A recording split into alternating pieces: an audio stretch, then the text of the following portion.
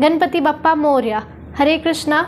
गणेश जी का उत्सव शुरू है। गणेश जी सबके घरों में, सभी पंडालों में विराजित हैं और मेरे घर में भी बप्पा हैं। तो मैंने सोचा कि एक छोटी सी स्टोरी, छोटी सी कथा बप्पा की आप सबके साथ में शेयर करूं।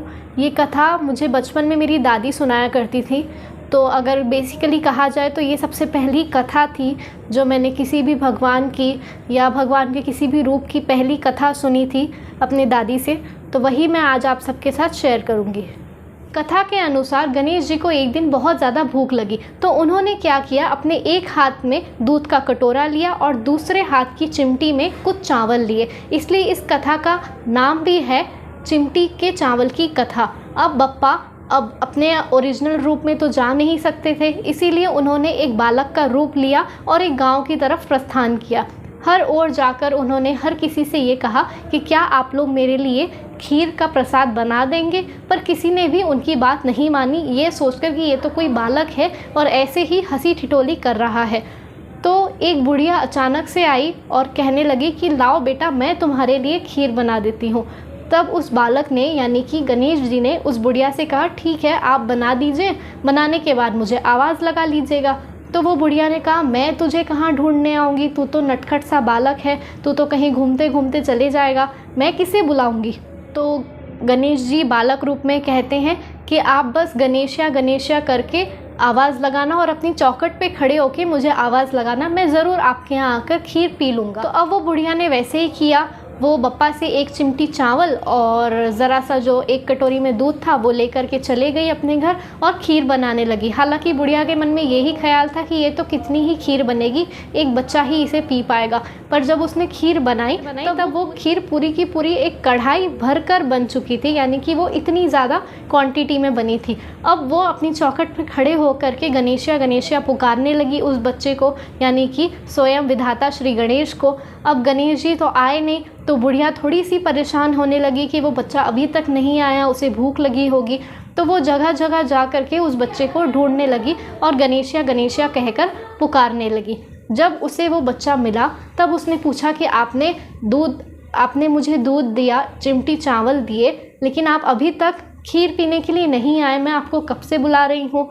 तो वो उस बच्चे ने कहा कि मैंने तो खीर कब की पी ली। फिर वो बुढ़िया कहती है कि आपने खीर कहाँ से पी, मैंने तो अभी तक आपको पिलाई नहीं, ना तो आप मेरे घर आए। तो बप्पा कहते हैं अपने बालक रूप में ही कि आप अपनी बहू से पूछिए, मैंने तो खीर कब की पी ली। तो फिर वो बुढ़िया अपनी बहुरानी को बुलाती है और बहुरानी से पूछती है कि क्या तुमने देखा इस बच्चे को खीर पीते हुए। तो वो बहू कहती है कि नहीं माँ जी, मैंने तो नहीं देखा इन्हें खीर पीते हुए। तो फिर उन्होंने वापस पूछा कि बेटा, इन्होंने तो खीर आपको पीते हुए नहीं देखा, फिर आपने कैसे पी ली खीर। तो बप्पा कहते हैं कि नहीं, आप इनसे पूछिए इन्होंने खीर पी या नहीं। तो फिर सासू माँ वापस अपनी बहू से पूछती है कि बहू, तुमने खीर पी थी। तो बहू कहती है कि हाँ सासू माँ, जो खीर आपने कढ़ाई बनकर बनाई थी, मैंने वो थोड़ी सी ज़रूर पी क्योंकि मुझे बहुत भूख लगी थी। तब श्री गणेश अपने बालक रूप में कहते हैं कि देखिए, उन्होंने खीर पा ली, इसलिए इसका अर्थ हुआ कि मैंने भी खीर पा ली। तो उसके बाद में बप्पा को अब वो बुढ़िया वापस पूछती है कि आपने तो चलिए पी ली, लेकिन अभी भी खीर इतनी बची है, मैं इसका क्या करूँगी, और अगर मैं पूरा खुद भी खाऊं, अपने घर में अपने बच्चों को भी खिलाऊं, तो भी ये खीर बहुत ज़्यादा बच जाएगी। तो बप्पा ने कहा कि नगर भोजन का आयोजन करो।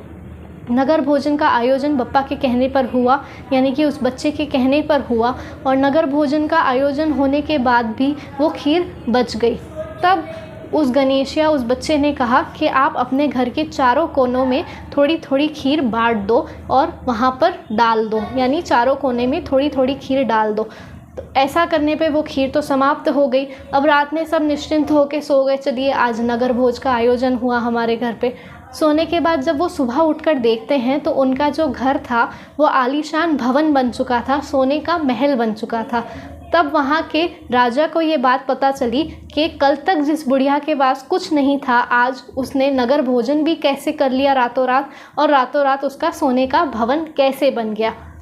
तो सब पूछने लगे कि ये कैसे हुआ, ये चमत्कार कैसे हो गया। तब उस बुढ़िया को बुलाया गया राजा द्वारा और पूछा गया कि ये रातों रात कैसे हुआ, तो उस बुढ़िया ने कहा कि मैंने तो कुछ नहीं किया राजन, मुझे तो जैसा उस गणेशिया ने बताया मैंने वैसा ही किया। मेरे पास खीर बच गई थी, इसीलिए मैंने नगर भोजन कराया और चारों कोनों में खीर डाल दी और रातों रात सोने का महल बन गया। तो अब राजा पूछते हैं कि वो गणेशिया कहाँ मिलेगा। तो जा कर के बुढ़िया बताती है कि वो नदी किनारे बैठे हैं, उस मंदिर के पास जाकर उनसे आप बात कर लीजिए। तो राजा अपने मंत्रियों के साथ नदी किनारे जाते हैं और गणेशिया को पूछते हैं कि ये रातों रात तुमने चमत्कार कैसे किया।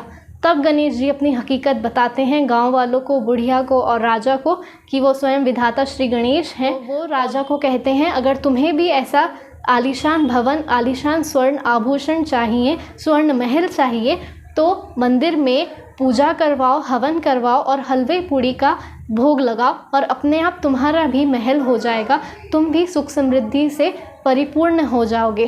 बप्पा के कहने पर, गणेशिया के कहने पर राजा ने वही किया और उसका भी रातों रात भवन बन गया। तो यही कथा है इसकी कि अगर आप बप्पा को थोड़ा भी कुछ देंगे तो बप्पा आपको बहुत कुछ इन रिटर्न दे देते हैं, और कैसे देते हैं, कब देते हैं, आपको ये कुछ पता भी नहीं चलता।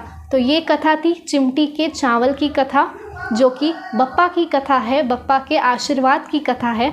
अगर आप लोगों को पसंद आई हो तो प्लीज़ लाइक करिएगा, शेयर करिएगा और कमेंट करिएगा, चैनल सब्सक्राइब करिएगा ताकि ऐसी कथाएं, भजन, श्लोकास आप आगे भी देख पाएँ। हरे कृष्णा। गणपति बप्पा मोरया।